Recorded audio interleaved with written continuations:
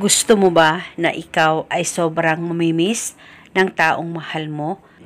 Yung mababaliw talaga siya sa sobrang pagkamiss niya sa'yo. Malayo o malapit man kayong dalawa sa isa't isa. Lalong-lalo na kung nararamdaman mo na wala ka ng halaga sa kanya. At hindi ka na niya iniisip at hindi ka na namimiss ng taong mahal mo. At LDR pa naman kayong dalawa ng partner mo. Kaya kung gusto mo ay gawin itong ritual na ibabahagi ko sa inyo ngayon. Basta gawin ito sa mabuti at hilingin ng buong puso.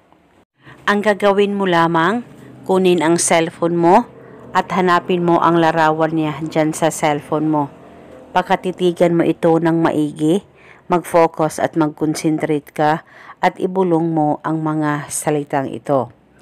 Pangalan at apelido, ikaw na naman ang mababaliw sa sobrang pagkamis mo sa akin. Ibulong mo lamang ito ng 3 beses. Pwede ka rin magdagdag ng hiling kung gusto mo, wala pong problema. At halikan mo lamang ang larawan niya dyan sa cellphone mo ng 1 beses lamang.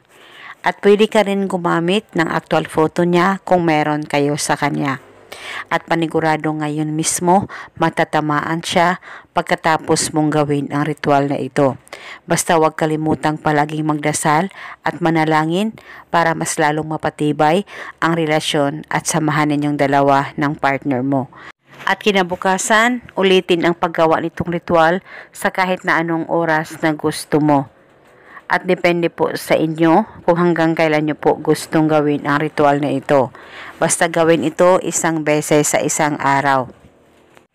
At kung actual photo ang ginamit mo sa ritual, ay pagkatapos pwede mong ilagay sa loob ng punda ng unan mo ang larawan niya at uunanan mo ito gabi-gabi sa tuwing ikaw ay matutulog. At eto muna sa ngayon, maraming salamat po sa panonood. May God bless us all.